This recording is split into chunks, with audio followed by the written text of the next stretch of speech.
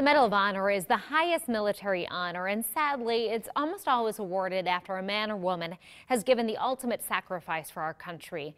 Today, Omaha remembered one of their own who died while serving 45 years ago. Lindsay Thies has this story of patriotism.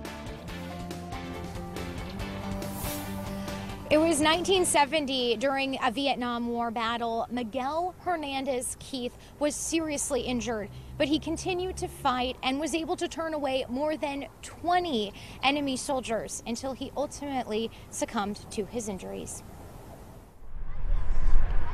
On the corner of 30th and Y in Omaha, a small park that many come to, but few know the story behind its namesake. Lance Corporal Miguel Keith. My late husband, John, was Miguel's best friend. He and Mike always wanted to be a Marine. That takes one heck of a man to withstand what he went through to save those guys in that company. His dream was to get his story told. In May 1970, Keith died in action in Vietnam. He was just 18 years old. His bravery earned him the Medal of Honor. Keith was buried in Omaha, but his family has since moved.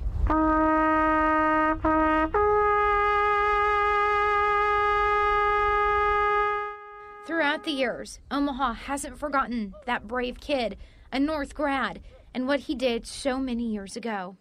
In 2013, Mike's best friend and family got to see their dream become a reality. He said, please let me finish this job because I'm going to make you very proud. And he did. Nearly 2 years after the Miguel Keith Park dedication, the dream continues on. This weekend, Keith's family in Texas gave his medals to Mary Easley, his best friend's wife.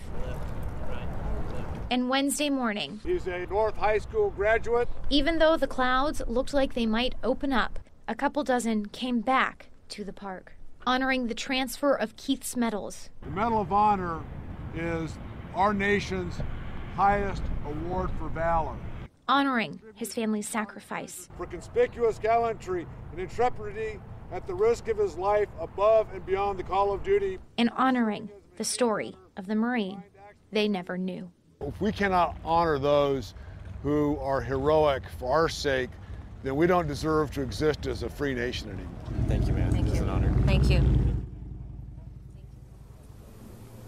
And back out here alive now, Lance Corporal Miguel Keith's Medal of Honor and those other medals that you saw her holding in that very nice case with those pictures will stay in Mary Easley's care. She says she plans to bring them to community events around Omaha, as well as keep it on display at the Omaha VFW. And speaking of VFWs, we're here at the Millard VFW. I want to tell you a little bit more about this mural painting that's going to be going on today and tomorrow. I'm joined with artist Scott Lebedo. Did I say that right?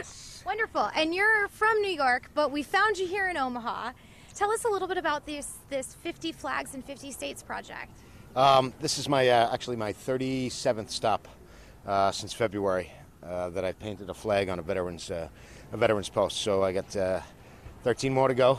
Wonderful. Well, welcome to Nebraska. And why do this? Because being on the road for that long a time since February, that's quite a bit of time.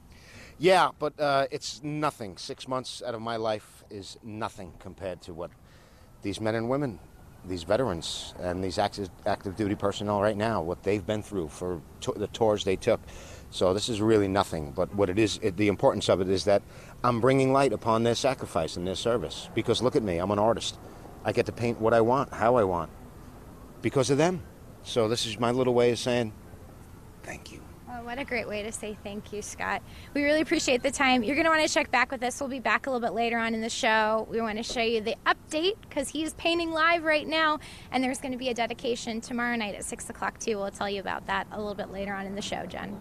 A lot of neat stuff going on. Thanks so much, Lindsay. We appreciate that. And if he's going to all 50 states, he could be encountering some bad weather. Luckily out there today, right now, not too bad. No, it's not bad. We've had some clouds here, and that has actually held down our potential for thunder showers, which is great news. I know a lot of folks are wondering about the All-Star game out at Werner tonight. I think we're going to squeeze this thing in. Good.